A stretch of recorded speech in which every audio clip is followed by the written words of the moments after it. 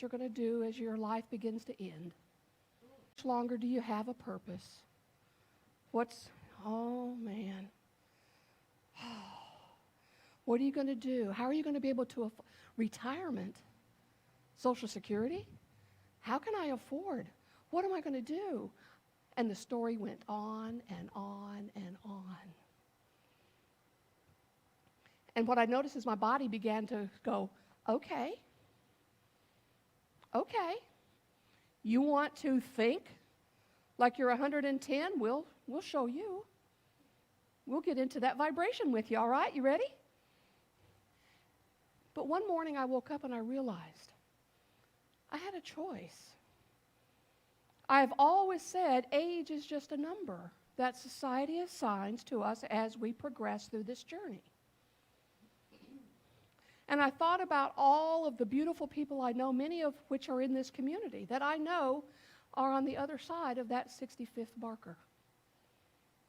I thought, man, all these people are vital and exciting, and they live joyful lives. What am I thinking? What am I doing? And so I shifted, and I went, this just marks a new beginning. This just marks a new experience. And I need to show up as the truth of who I am and be that. And everything shifted and changed. I began to have a new vitality of life. I began to look at how I could take care of myself to ensure that I lived beyond the typical longevity of the females in my family. So what I'm about to tell you is I expect to be here at least to age 100 because that's how my family rolls.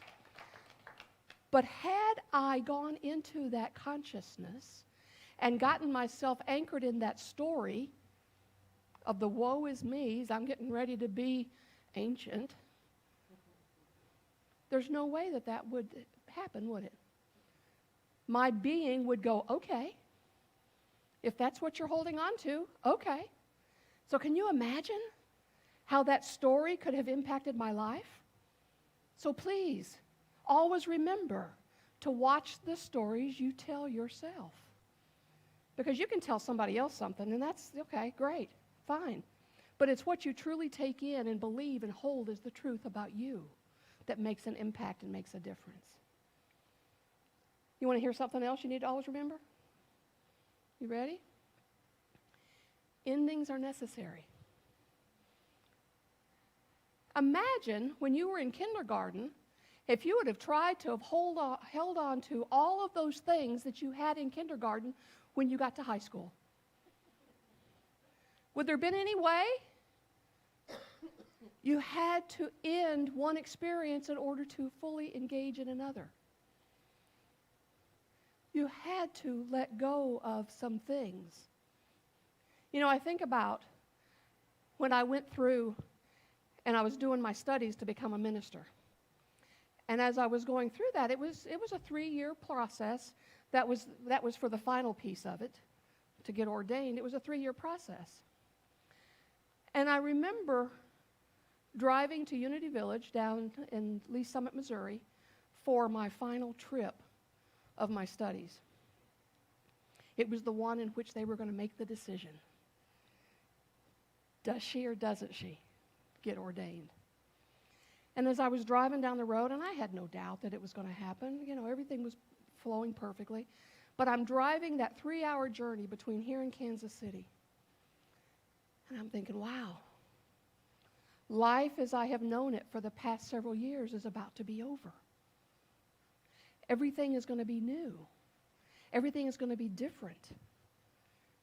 Now, physically, no, not so much. But in here and in here. And what I realized is I had to let go and close the chapter of that part of my life in order to step into what is here today.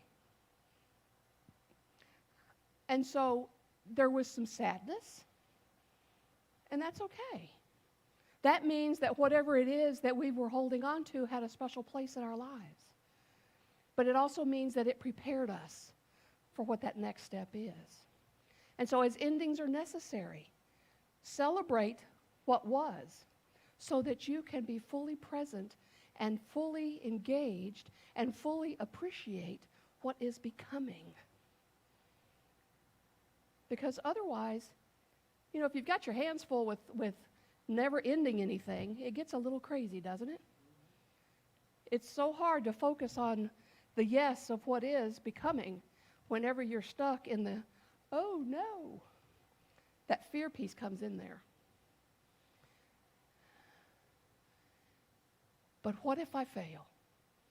What if there's a new beginning and something goes wrong and I fail or I don't succeed or it's not as good as I thought it was going to be? Okay. Failures can offer us lessons. I have never had the appearance of failing at something that I didn't have a lesson that came out of it that supported me in being successful the next go around. And I love this. Failures are a bruise. They're not a permanent tattoo. Failures are just a little discoloration in that moment. But they're not something you will carry with you forever if you make the choice not to. We all have a choice on what we hold on to, don't we? So honor any time that you don't feel like you were fully successful as a learning opportunity to go, okay, How many times did Thomas Edison fail at creating the light bulb? Thousands and thousands and thousands of times. Did he stop trying? No. And aren't we glad? Aren't we glad? Because we have opportunity to be seen, to be heard, because a lot of that all rolls together. So failure is just an opportunity to learn and move forward again.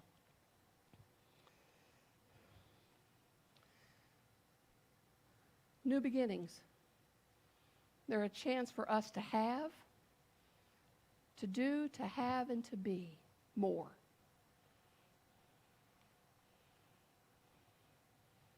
What an opportunity it is as we fully engage in new beginnings. When you get up in the morning, do you get up in the morning with the intent of being in yesterday? Or do you get up in the morning with the intent of having a greater experience, of being more than you were yesterday, being happier, or maybe not happier, but being at least as much and hopefully more? My desire is to wake up each morning happier than the day before. To some point I wake up and I just can't stand myself. You know? Could you enjoy being so happy that you almost couldn't stand yourself? A few years ago, I had somebody that told me they couldn't stand being around me because I was too happy all the time. I don't even remember their name now. Because when somebody is stuck in that, they tend to disappear. But I do remember those words. You're just so happy all the time, I can't stand being around you. Well, bless their hearts. And those of you that have heard my rendition of the South and what that means understand exactly what I'm talking about. So bless yourself by being open to new beginnings. Bless yourself by engaging in these few things. So remember, let go of the past. Face your fears. Watch the stories you tell yourself because they're powerful. Endings are necessary. You can't start on a new journey until you've completed another one. Failures are available to teach us and offer us lessons. And new beginnings are the chance for us to be, to do, and have a greater experience of life. How does that feel? True? Good. Because that's my goal, is to just share true teachings with you guys. So why don't we take this into a time of meditation?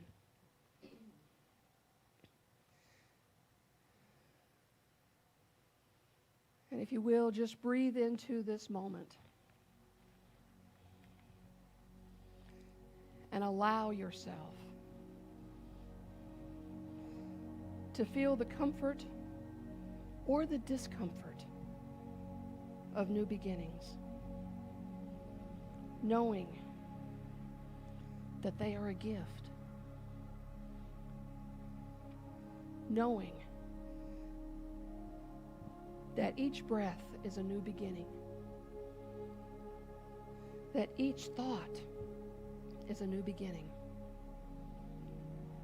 And as we embrace them, we let go of old ideas, of old beliefs, of old stories.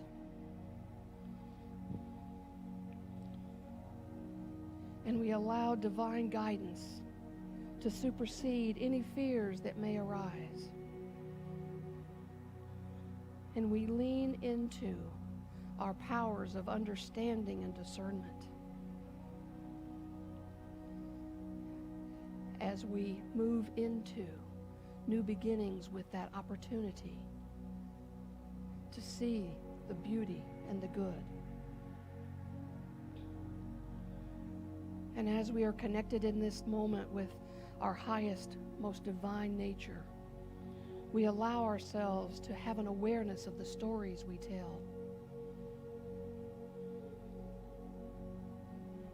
And we filter those stories, allowing the fiction to be identified as fiction and the truth to be identified as truth.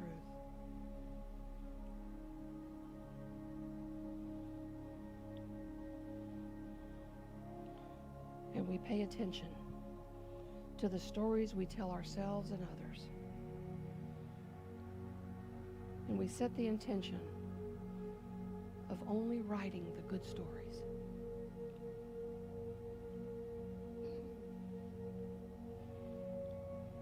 And in this, the month of January, the month of new beginnings, we know that we had to say goodbye to December in order for January to emerge. And so as we do, we honor the endings in our lives so that new beginnings are birthed. And we're open to receive the gifts of those beginnings.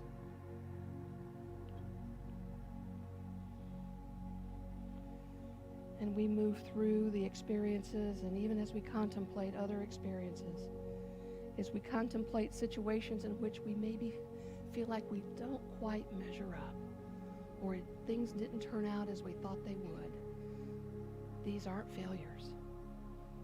These are opportunities to evaluate and be different. We are open to the lessons of this journey.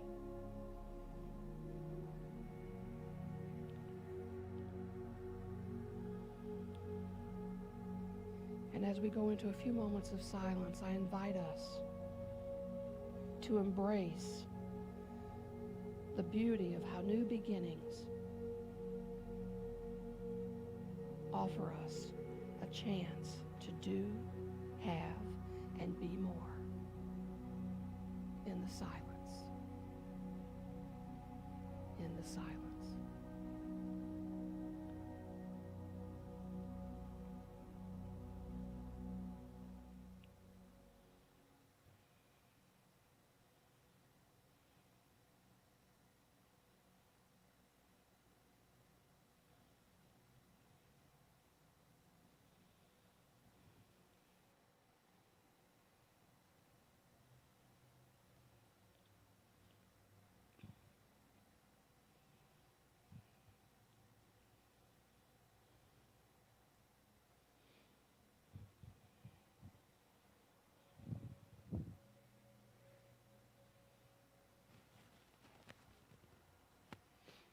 And as we bring our focus back to this now moment, we do so, embracing the truth of who we are, embracing the knowing that we are expansive beings living in an expansive universe in that field of unlimited potential.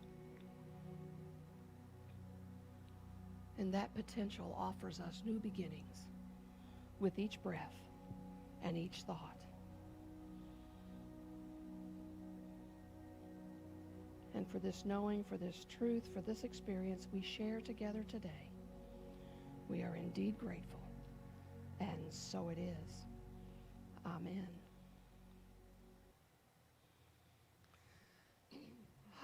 So thank you for being here today. And Ray Williams is with us this morning, and today's her birthday. Ooh. So when we leave this space, I invite you to go ahead and go out into the fellowship area and wish her happy birthday and just celebrate together who you are. And so now is the time in which we will have our sacred walk of abundance. For those of you that are new, this is an opportunity that we do a moving demonstration of the law of giving and receiving. So this ministry operates and functions through the gifts and donations and tithes of the community. And so through that, if you have been spiritually blessed by this community, we invite you to engage in this demonstration. So those of you that are in the room are welcome to come forward and leave an offering in the goblet and take an affirmation. If you donate online or maybe once a month, you're still welcome to come forward and take an affirmation. As you give, you receive. Those of you that are at home, we invite you to go text to give. There will be text messages. There will be things coming out for that. You can also go to our website, unityomaha.org, and click on the donate button. We appreciate you and the gifts that you bring. So join me as we say our prosperity affirmation for the month of January. Prosperity is flowing in and through me. Is that the truth? And it is. So thank you.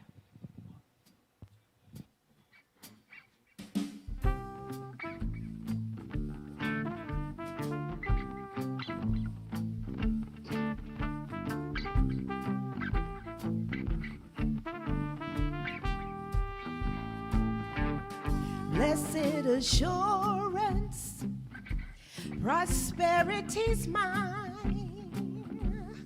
Oh, what a foretaste of glory divine, heir of divinity, child of the light, born in the Spirit, washed in His love. This is my story, this is my song, walking in oneness all the day long. This is my story, this is my song, walking in oneness all the day long. Perfect contentment, perfect delight, visions of rapture now burst on my sight. Angels descending, they bring from above echoes of mercy, whispers of love. This is my story, this is my song, walking in oneness all the day long. This is my story, this is my song, walking in oneness all the day long. Perfect transcendence, all is at rest. I in my vision am happy and blessed, watching and waiting. I'm moving in love, I'm filled with the Spirit, and I'm holding its love. This is my story, this is my song, walking in oneness all the day long. This is my story, this is my song, walking in oneness all the day long.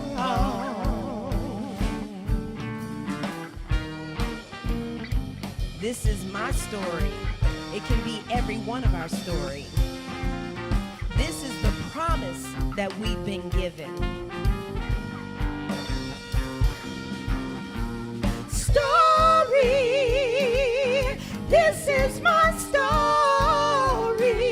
I'm walking in oneness, living in oneness, moving in oneness all the day long.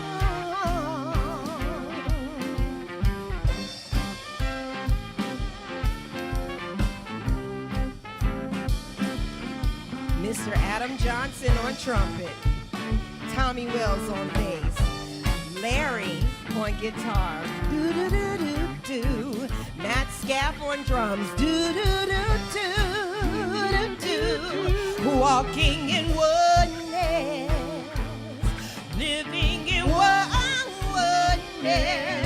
moving in oneness all the day long.